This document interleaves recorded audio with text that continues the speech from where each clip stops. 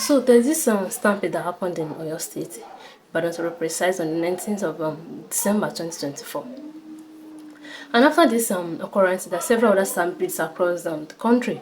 But then again, of so many things about the occasion, and a lot of people saying all manners of things about it. And of course, I'll say, okay, this is the reason why I even create content to enlighten people about what is actually going on and what the position of the law is. So if you are new here, please ride with me. And don't forget to subscribe, don't forget to follow, don't forget to like and share. So now I've heard so many things ranging from the fact that the organizers of the fun fair of the program in which they size, and I've heard so many things about them from online people, from bloggers, from even people close to me, and I was like, wow, this is even the reason why I create content in the first instance, to educate people about how the law works, their rights and privileges, limitations, and what have you. So then again, this Ibadan stampede, in which 35 children were said or were reported to have died. It involves two prominent members of society. One, the former queen of the Ile-Ife, and the other one is a prominent radio presenter, owner and presenter of one popular radio station being aired across the globe. So I've heard a lot of people saying that these people are being unjustly prosecuted, they are being held for something, they just want to use them as scapegoats.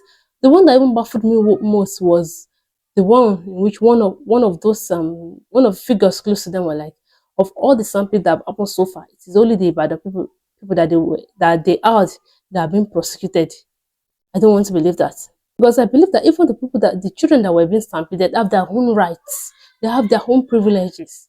They will be unjustly murdered. Do you understand?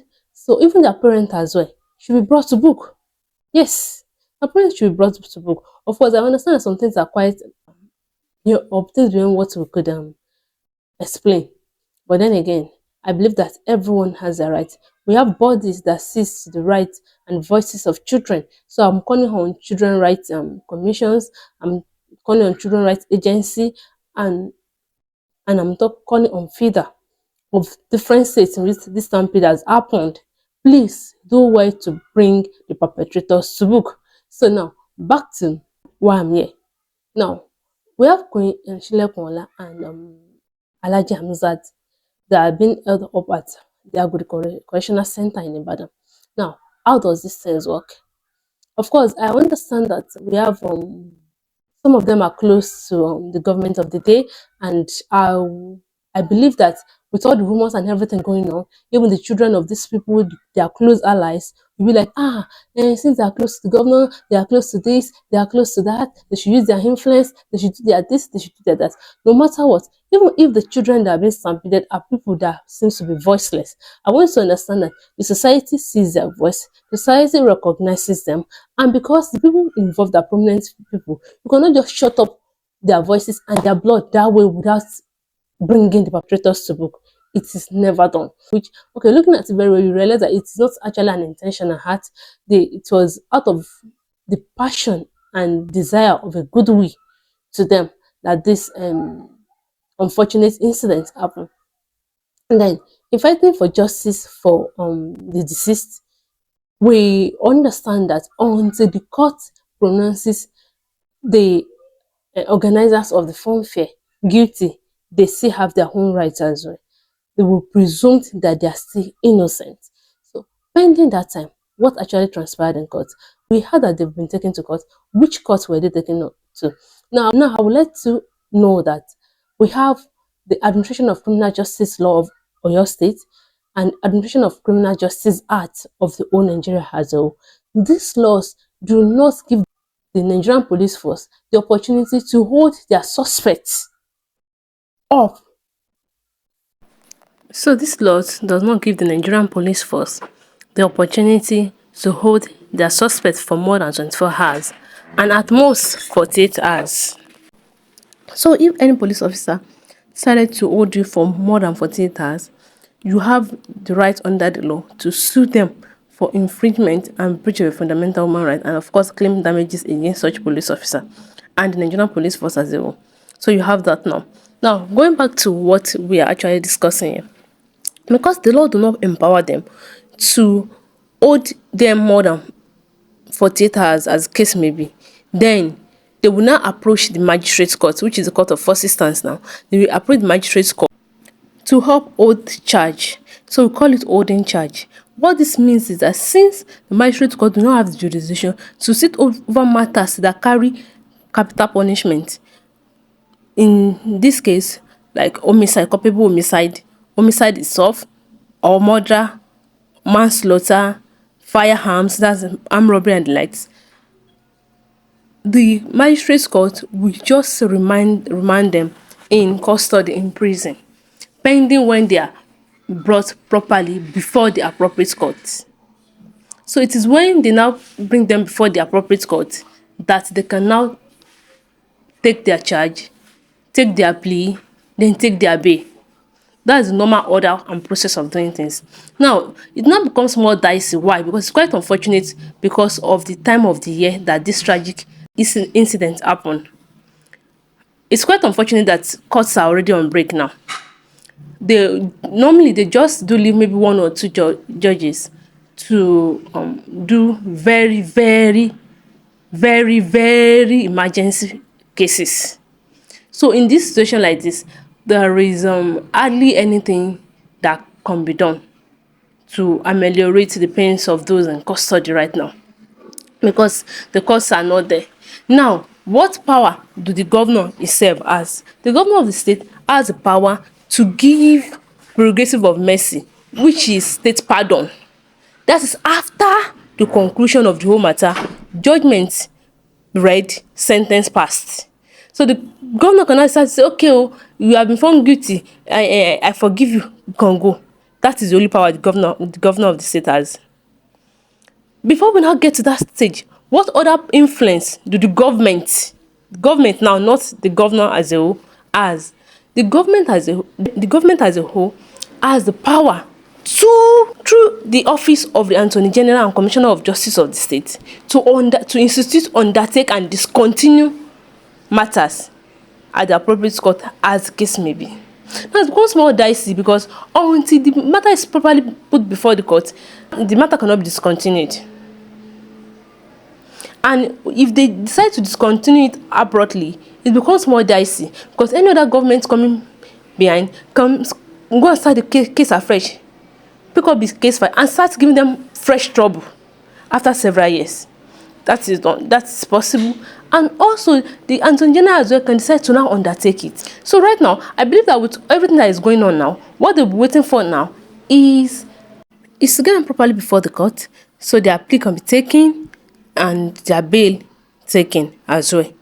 So bail can be granted them and they can come back to society and await their trial. So now, aside that, what is the way forward? The way forward is just for them to get a good lawyer. When I mean a good lawyer, I mean a lawyer that knows his onions, not necessarily somebody that is not necessarily SN. If an SN is not into matters like that or criminal matters, they obviously will not know what to do or how to go about it. So what they need now is to get a good lawyer. And what would the lawyer do? The lawyer will draft an affidavit of emergency stating conditions in which their health is. The case of one of them was one of them slumped the other time and was on oxygen for some time before before being remanded in prison. The other is having a very high BP and they need access to their personal doctors. So it's actually nothing that it's not really something that complicated if only the lawyer knows what to do. So then you approach the court asking for their bail. You attach the affidavit of emergency to their bail application, proving to the court that they are still, until declared otherwise, they are still very much innocent. So, and now, then their bail will be secured. But for all those people that are like, okay, the governor should do this, the governor made the president should do this and everything, because more dicey. Why? Because this same government should be the one securing justice for the departed, for the 35 souls that lost their lives. So now, if they on this on the side of government are saying that we want to prosecute the perpetrators, then you are now society is now telling them that you should free these people. So you see, they have to be very, very careful so that they will not turn into something else. They will not even start blackmailing them and turn it. Even saying that they are the ones that sent them on errand and everything. So the government as a whole just needs to be very, very much careful, because why? You cannot be be reprobating and be appropriating at the same time. You cannot. The government just needs to be very careful, and I'm sure the government, of course, they love these people involved. They love the parted souls as well. May their soul continue to rest in peace with the Lord. And they love these people as well. They understand that it's just an act of goodwill and charity. But then what must be done, and it must be done very well. So now, to all their loved ones out there, the major thing that you should be doing now is lifting them up to God in prayers. Yes, you need to keep lifting them up to God in prayers and assuring them that everything will be well, so that they don't go and kill themselves or give themselves hypertension or enter into coma before they even come out. There is a process, and the process can be expedited. But no matter what, the process must go through. It must go through the process. There is no way out of it. If you try to bypass it, it can later come and backfire in a more terrible way than they can even imagine.